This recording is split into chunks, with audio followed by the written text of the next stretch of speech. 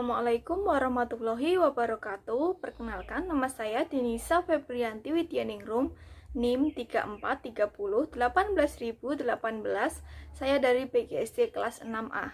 Di sini saya akan menjawab beberapa pertanyaan singkat yang telah diberikan sebagai tugas mata kuliah Sistem Sosial Budaya dan Perspektif Global yang diampu oleh Ibu Yulina Ismianti, SPD, MPT. Pertanyaan yang pertama adalah jelaskan teori lingkungan hidup menurut Profesor Lester Brown. Teori lingkungan hidup menurut Profesor Lester Brown menyatakan bahwa pengeksploitasian alam dengan menggunakan kemajuan teknologi, terutama industri, harus segera dihentikan dan mereka harus membayar kembali hasil yang telah diperoleh. Pertanyaan yang kedua adalah sebutkan 3 permasalahan yang terkait dengan lingkungan hidup. Permasalahan lingkungan hidup berkaitan dengan kenyataan-kenyataan bahwa yang pertama, sumber daya alam merupakan milik bersama. Yang kedua, kuantitas dan kualitas pemanfaatan sumber daya terbatas.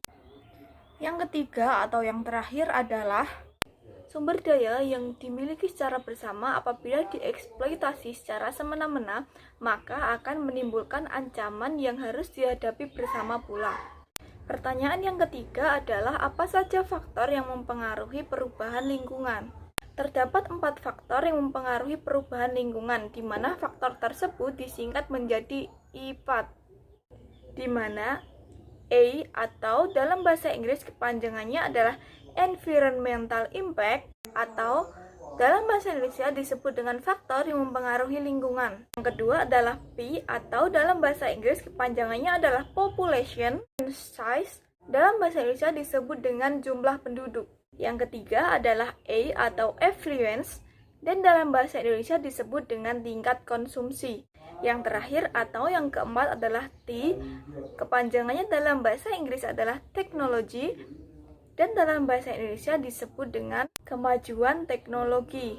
Pertanyaan yang keempat adalah jelaskan pendapat environmentalis dan biologis terhadap ekonomis tentang lingkungan hidup. Pecinta lingkungan dan biologi menyatakan bahwa bumi telah menanggung beban yang melampaui batas kemampuannya dengan indikator bahwa jumlah umat manusia yang dapat terpenuhi kebutuhannya jumlahnya sangat terbatas. Hal tersebut ditunjukkan dengan semakin punahnya spesies hewan atau tumbuhan, terjadinya pemanasan global, dan semakin banyaknya orang yang hidup miskin.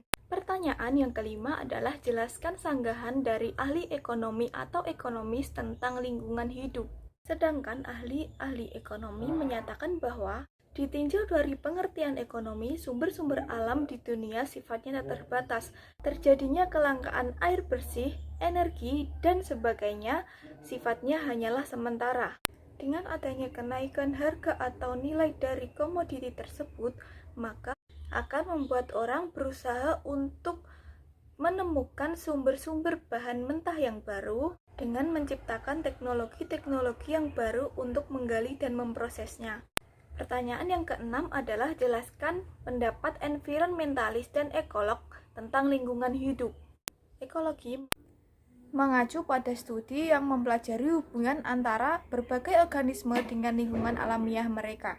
Ekologi mempelajari interaksi dan kemelimpahannya. Lingkungan hidup meliputi lingkungan fisik yang ada di sekitar kita, atau habitat dari organisme-organisme itu.